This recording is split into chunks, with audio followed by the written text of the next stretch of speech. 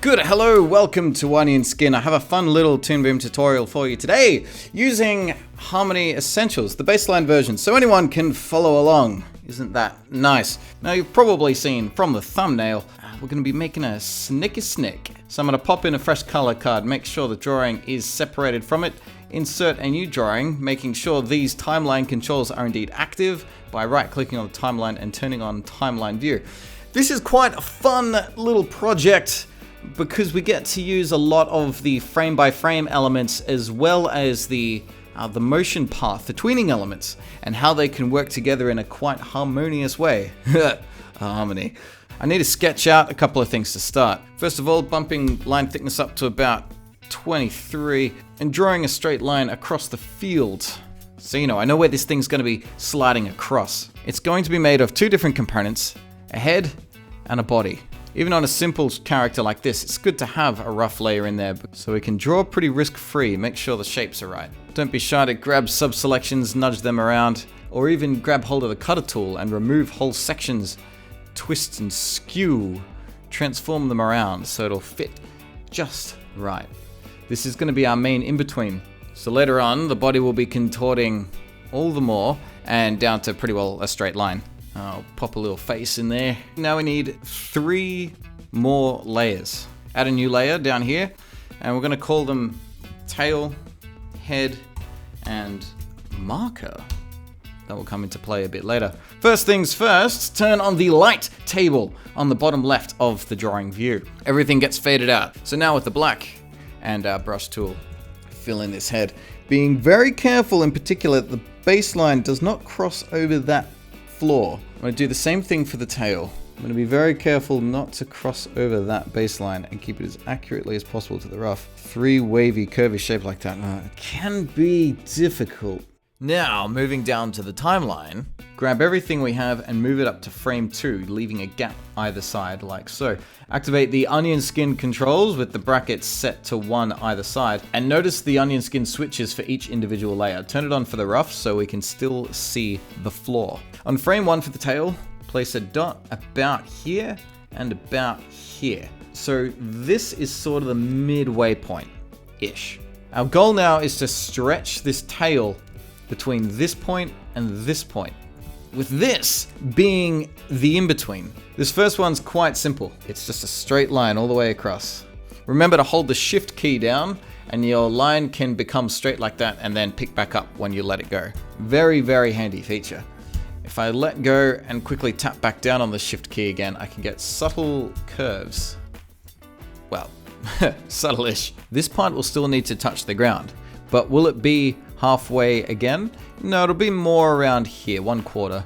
Getting the curves right for this one can actually be really hard. So I'm flipping back to the rough layer again with blue, so I can sort of get to grips on this so it doesn't destroy me. We know where the tail goes. This bit still needs to touch the floor, but rather than being halfway, it'll be around 1/4, so about here. These arches will be higher up. They'll be exaggerated as they get closer to the body. So this direction, probably about here and here. Therefore the top of it being there and there. Notice I'm drawing quite sketchy and rough because trying to do this in a singular stroke, I tried it, it was death. Notice how scribbly I'm being because I suck. I'm gonna need it in order to get this in any way accurate. Okay, that seems about right. This is gonna need at least 2 in-betweens. I'll select everything on the first frame and increases exposure by 1 by pressing R on the keyboard. It's probably a different shortcut for you. To check, right click and go to exposure, and at the top of the list you'll see increase and decrease exposure respectively with their keyboard shortcut highlighted here. I'm going to do the same thing for drawings 2 and 3 as well. It's important that I use this method to do so. If I select everything and just press increase exposure to 2, do you see what happens? Everything sort of gets janked up, because it doesn't increase the exposure of blank space, non-existent drawings. So this layer and this layer are now misaligned. It's usually just easier to do it with this method. Once it's done, however, we actually want to delete every second drawing. This and this. Now we have more room to work with to put our in-betweens in between. I'm gonna start with the easy one. On the rough layer with blue still, put my tail right in the middle and start with the most extreme points of the arcs. So I can try and see where they would be sitting as they're moving in sort of that direction as before. These are direct in-betweens, so they're a lot of fun to do and very therapeutic because there's no guesswork involved. This other one though is a wee bit harder because we need to begin where the arches are going to start.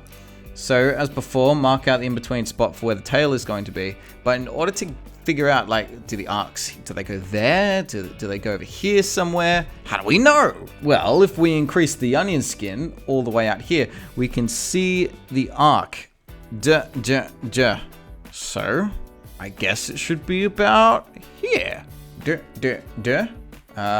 Here. You get it? Remember, these arcs are also going to be much wider and shallower. They can't really be like this one. If it was just burr, that's not going to feel right. Also extremely important to keep flicking back and forth. For some reason, something I don't do often enough, even though it's like a fundamental skill you should learn on day one. There we go, that's enough for the time being. So now I've got to ink it up. Moving back up to the tail layer and shifting to black. I can turn the onion skin off for now and just focus on tracing this as accurately as possible. But I'll continue to be flipping back and forth like this to make sure that the flow is good. If you're finding that these colors here are too bright, even with the light table turned on, there's two quick solutions. The first is to activate the camera controls along the top by selecting camera view. This button here is called top light, and you get a few easy sliders to change its transparency. What? It's not working. That's embarrassing. Fortunately enough, an alternate solution. Just go to the color swatch itself and drop the color transparency of that. There we go. Lovely. Okay, here I go, inking all the blue lines, making them clean and black. With that done, things are starting to look pretty smooth now. It's time to move from drawings to animating. Well, we have animated, of course, but using the timeline and moving its frames around to make the most out of all of the drawings we've done. The head, of course, is only one drawing. Expand its frames out so it fills the entire course of what we have so far. It stays still, of course. The tail and the ruff of what was underneath, you can see there 5 frames there. They need to be spaced out. But first, look at this. We were looking at the tail so closely and not how it lined up to the head. See those little kinks? I'm gonna smooth those out. I want to color these shapes now, but there's a problem. Of course, it's not an enclosed shape. The paint bucket doesn't work with big open shapes like this. I need to close them off. We need to use the stroke tool. Underneath the paint bucket is a stroke tool which draws invisible lines. It's like a pencil, but invisible. Hit K on the keyboard to show strokes. All these blue outlines appear, and we can use the stroke tool to connect things together. Lets us fill stuff, but we won't see the edges. Isn't that neat?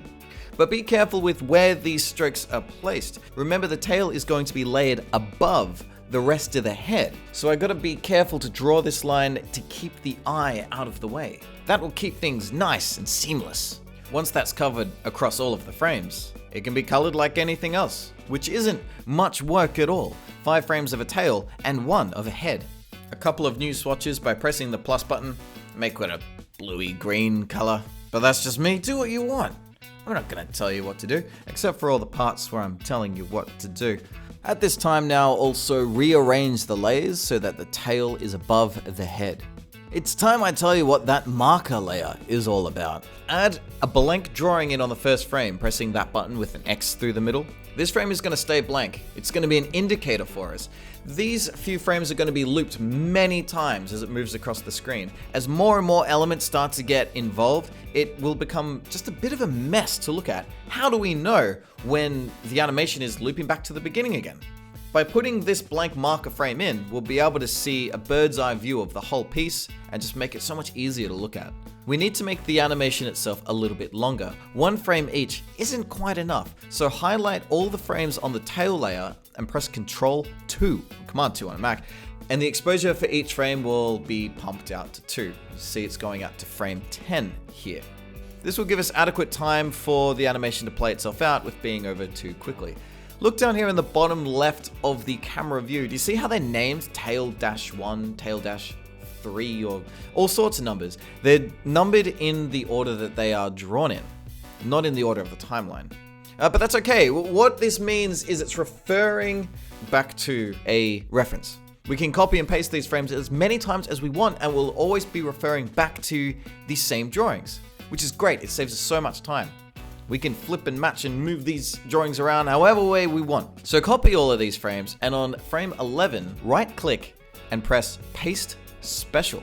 If you're using Harmony Advanced or Premium, you can just press Paste Reverse, and that will do it for you. But Essentials doesn't have Paste Reverse. You got to go Paste Special. There's all these different options you can see here, but we are going to the lowermost section where it says Cycle and changing it from forwards to reverse. Hit OK, and the animation will get popped in going backwards. A couple of things need to be sorted out here. Now, the last frame in our movement is going to appear twice, right? Because it's been flipped. Also, the very first drawing is now the very last drawing.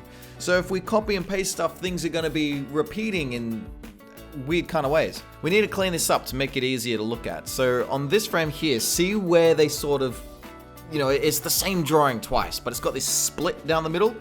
We can remove this split just to make it easier to look at by highlighting the frame and going to K- with this block here. That'll remove the split, make it easier.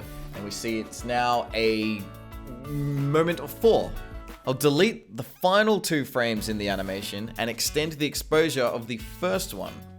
So we've kept the same length for the 2 ends of the movement. That's okay. It gives it a bit of a pause, a bit of a cool down. So the reversal now, as it goes back, is referring to the original drawings we first drew. The drawings being used twice for this one loop, in and back out again. Extend the exposure of the head so it's all just one nice big unit. This is our animation. From here, it will start to loop. Copy the whole thing, including the marker, and paste it down on the first blank frame, which should be 21.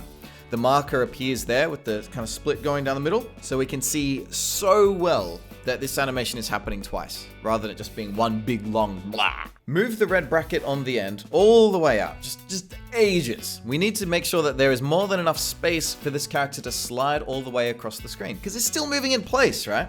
We're not done yet. Now we need to start getting into the motion paths, tweens and things. Paste in a bunch of what we've just done, so it's just sitting in the middle going Select the head layer, the one at the bottom of our finished artwork, and press the Add Peg layer next to the Add Drawing layer, the orange arcy thing. That'll put the head layer inside of a peg. Now grab the tail and the marker and move them inside of the peg as well, just above the head layer. See how it sort of notches in like that. This will reassert the layer order to how it was before, and it's all sort of clean, but it's all packed inside that one peg. This is like a folder, it's a master file. We can move everything around through this one element. We are going to use this peg to create the moving across movement, pushing the character along. It's an interesting process because it's not going to be a clean left to right consistently. He's only moving for the course of the wormingness. Right? Does that make sense? The first half, where his body contorts inwards, he's not moving across. He's just squashing himself in. When he stretches himself back out, however, the tail is going to push his body along. So the tween is only valid for the second half of the movement. So that block of 4 there, the one in the middle of the loop, add a keyframe at the end of that block of 4, because that is the last point where the character is staying still. Add the second keyframe where the next marker is, where the body is at its most outstretched. Pressing the +KF button to add keyframes in. So now we know where our animation is going to be taking place over. We've got to figure out just how far this thing needs to move. Activate the advanced animation controls if you haven't already by right-clicking at the very top and going advanced animation. Hit the tool in the top left, it's the arrow, the positional movement.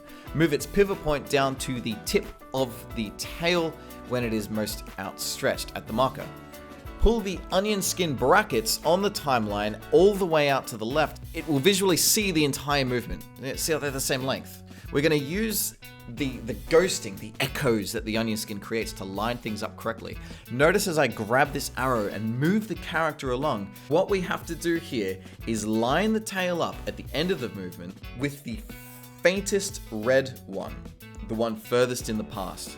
The goal with this is to keep the tail completely still while the rest of the body moves. So line that up and you'll quickly realize the issue we need to overcome is that it's just janky. The tail's moving back and forth. It isn't lined up correctly for every single frame. This is a result of human error, drawing the tail in a slightly different place, but also the fact that the tween is a constant. It moves every single frame, but our drawing only moves every second frame. We have to overcome this. Place a keyframe down every time a new drawing appears, every second frame like that. Highlight them all and press the stop motion button. It's this one here of 2 dots with a straight line in the middle. That will break the tween, so it will only move on each new key. There's not going to be this calculated interpretation in the middle. From here, we do a little bit of frame by frame work, moving in on each keyframe manually. Zoom right in, get a clear idea, and with the positional tool as before, manually line it up to get that tip of the tail as accurately on top of itself as possible. So there we go. That push forward is done. I got to paste it across all of our loops now, keeping an eye that it will be in the right place each time. Be careful that you're not pasting it all willy-nilly so that the frames are misaligned. Watch it carefully through and see if the character is sliding back and forth at unpredictable times. Keep it all lined up well. Once that's done and you're happy, we're going to take that peg we've got and press the add peg button again. So now there's 2 pegs, and you see they're sort of hierarchied inside of each other. So now our master has a master. What's that for? Well, because we pasted the same frames every time, right? It's resetting.